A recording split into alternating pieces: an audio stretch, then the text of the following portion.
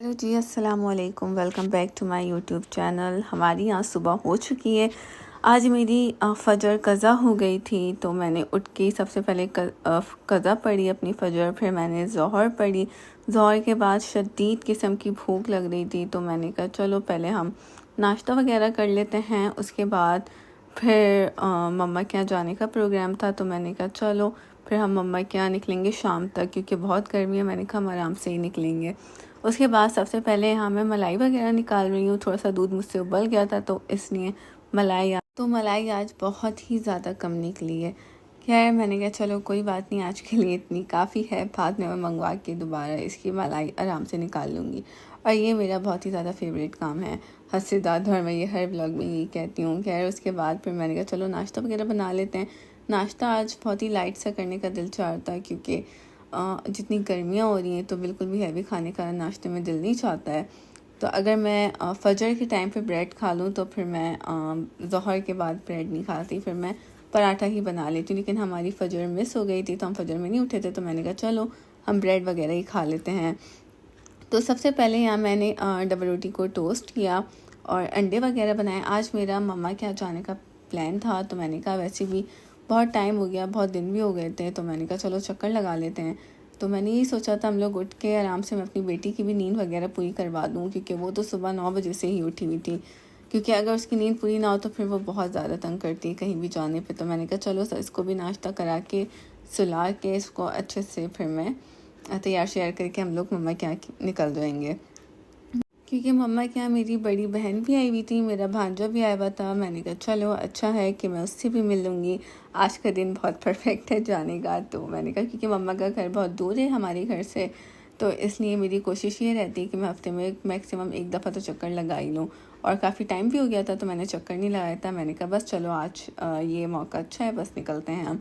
उसके बाद फिर मैंने नाश्ता बना लिया था। नाश्ता बनाने के बाद या फिर मैं चाय वगैरह निकाल रही हूँ। मेरे यहाँ जो हस्बैंड हैं वो टी बैग वाली चाय पीते हैं और मैं दूध पत्ती पीती हूँ, तो हमारी चाय थोड़ी अलग अलग होती हैं और मैं बिल्कुल भी टी बैग वाली नहीं पी सकती। सबसे पहले यहाँ नाश्ता किया।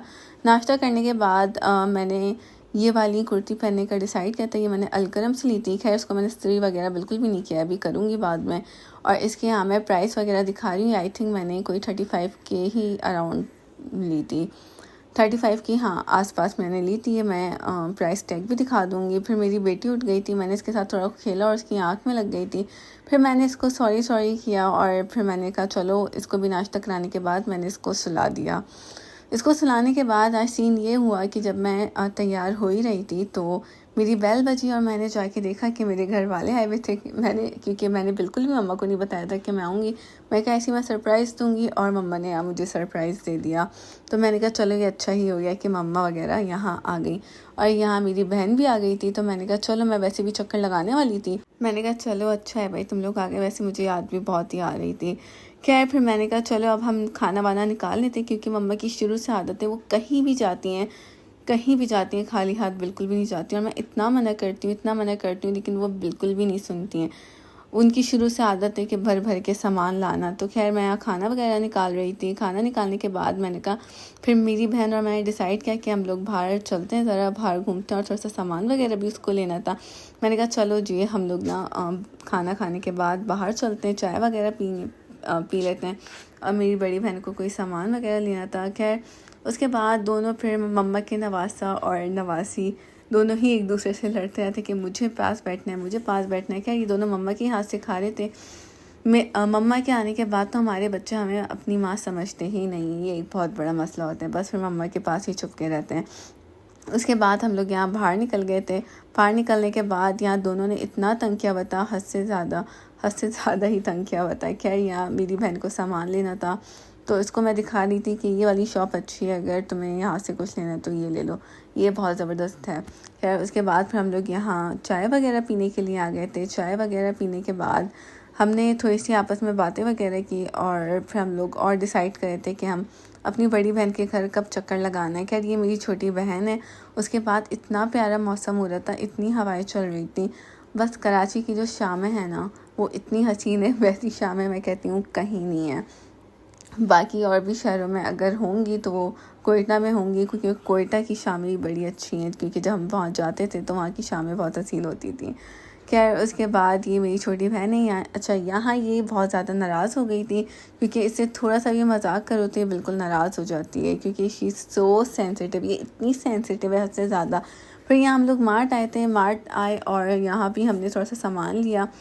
फिर यहाँ मम्मा मेरी बेटी के लिए और मेरी बहन के बेटे के लिए सामान ले रही थी। उन्होंने कहा चलो भाई तुम लोग ले लो जो तुम लोगों को लेना है। उसके बाद फिर यहाँ मेरा भाई नाराज़ हो गया था मुझसे, मैं यहाँ पैसे दे रही थी, मम्मा ने देने नहीं दिए। बस ये जो माँ की मोहब्बत होती है ना, ये मैं कहती हूँ ये कहीं भी नहीं होती है, ये सिर्फ आपको आपकी माँ ही दे सकती है, इसके अलावा आपसे कोई ऐसी मोहब्बत कर ही नहीं सकता। खैर यहाँ मेरी बहन सामान वगैरह देख रही है। मैंने कहा तुम क्या देख रही हो, तुम खाना तो बनाती हो नहीं, तो फ़ायदा तो है नहीं, तुम मत ही लो कुछ। तो कहने लगी हाँ बिल्कुल, मेरा तो लेने का कोई फ़ायदा ही नहीं है। खैर उसके बाद यहाँ मेरी बहन स्टिल नाराज़ थी और मैंने बिल्कुल छोटा सा इससे एक मजाक किया था, इसको इतना मनाने की कोशिश की, लेकिन ये बिल्कुल भी मानने के लिए तैयार ही नहीं थी। लेकिन खैर मेरी वजह से ये नाराज़ नहीं थी, मेरी बड़ी बहन और इसकी बहस हो गई थी, लेकिन मना मैं रही थी। लेकिन ये इतनी ज़्यादा सेंसिटिव है और मेरी बड़ी बहन इतनी ज़्यादा जज्बाती है, और जब दो थोड़ी सी भी मैं बात कहूँ तो दोनों की आपस में बहस हो जाती है। खैर यहाँ फिर मैंने इसको मना लिया था, लेकिन इसका मूड स्टिल ख़राब रहा। मेरी कोशिश रही कि इसका मूड ना ख़राब रहे, क्योंकि बहुत ज़्यादा छोटी है, ये एक बेबी गर्ल है और ये बहुत ही ज़्यादा सेंसिटिव है।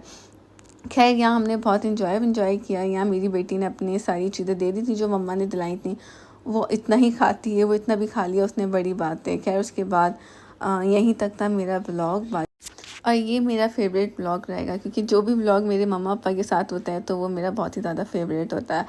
और आई होप्स आप लोगों को ये अच्छा लगा है, मेरा ब्लॉग अच्छा लगा है तो लाइक शेयर कमेंट सब्सक्राइब करना मत भूलेगा। बाकी दुआ में याद रखें, मेरे साथ साथ फ़लस्तीन को भी दुआ में याद रखेगा। मेरी कोशिश यही रहती है कि तकरीबन मैं जितनी भी नमाज़ें पढ़ूँ तो फ़लस्तीन को लाज़मी मैं याद रखूँ। खैर भूला भी नहीं जाता, बाकी दुआ में याद रखेगा। और ये 70% मान गई थी, लेकिन फिर भी नाराज़ थी। खैर चलिए इतना ही मेरा ब्लॉग था, अल्लाह हाफ़िज़।